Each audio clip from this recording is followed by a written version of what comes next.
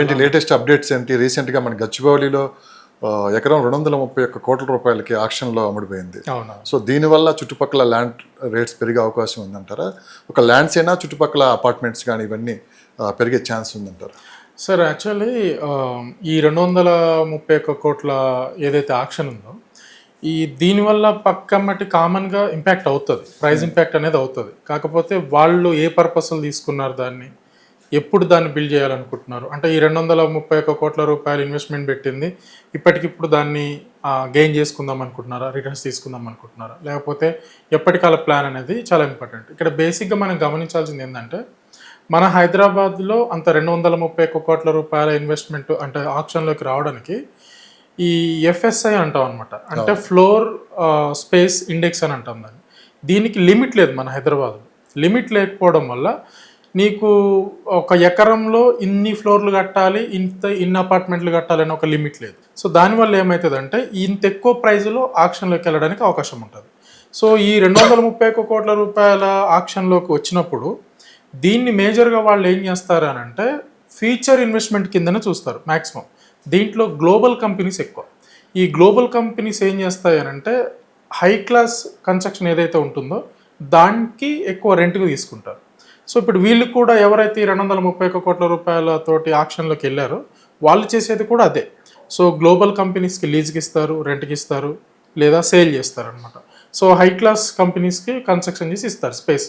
ఇక్కడ మనకు లైక్ ఇప్పుడు బెంగళూరు ఉంది, ముంబై ఉంది, అక్కడ ఎఫ్ఎస్ఐ ఉంటుంది అనమాట. అక్కడ ఇంత ఎకరాలో ఇంత లిమిట్లో కట్టాలి అనేది అక్కడ ఉంటుంది. కానీ మన దగ్గర లేదు.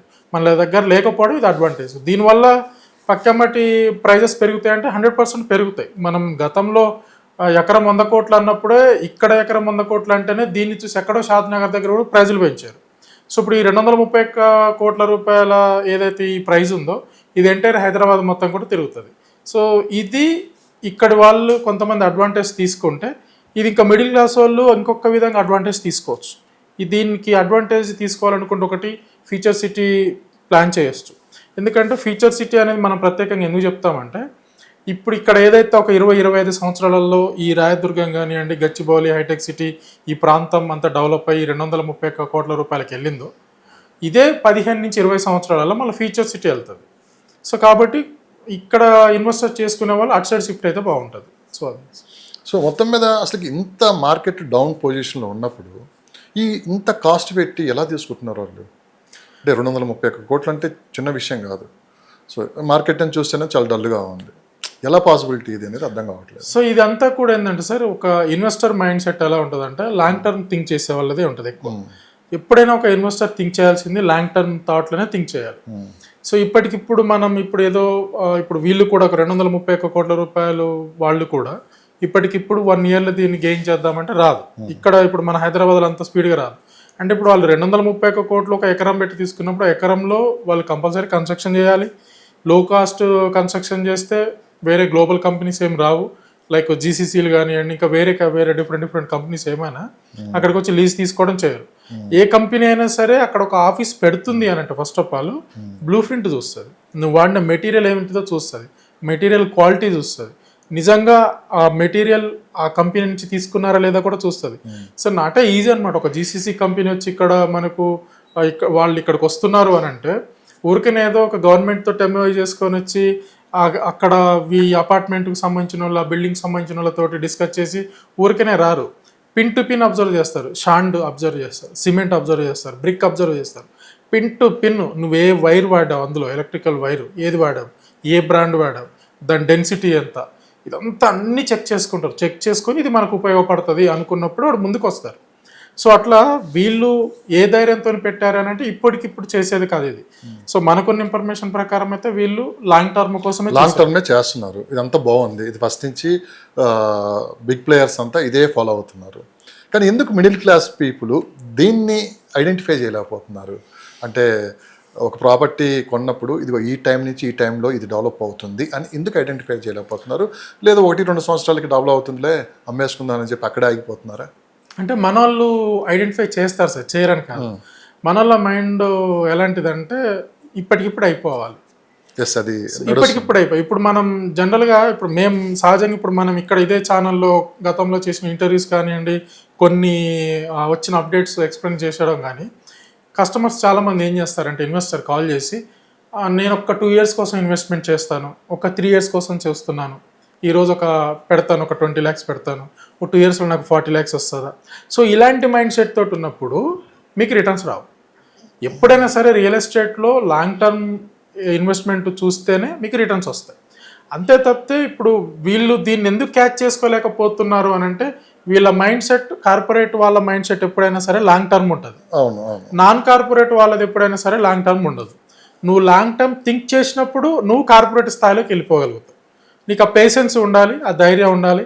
నీ బ్యాక్గ్రౌండ్ ఒక 20-30 లక్షలు నువ్వు ఇన్వెస్ట్ చేస్తున్నావు అని అంటే, నీకు ఒక 5 సంవత్సరాల దాకా ఎలాంటి ఫైనాన్షియల్ సిచ్యువేషన్ వచ్చినా నువ్వు ఆ హడల్స్ తట్టుకునేంత ఫైనాన్షియల్ సిచ్యువేషన్ నీ దగ్గర. ఎగ్జాక్ట్లీ మీరు చెప్పింది కరెక్ట్. 230 కోట్లు పెట్టి ఒక కంపెనీ అక్కడ ఒక ఎకరం కొన్నది.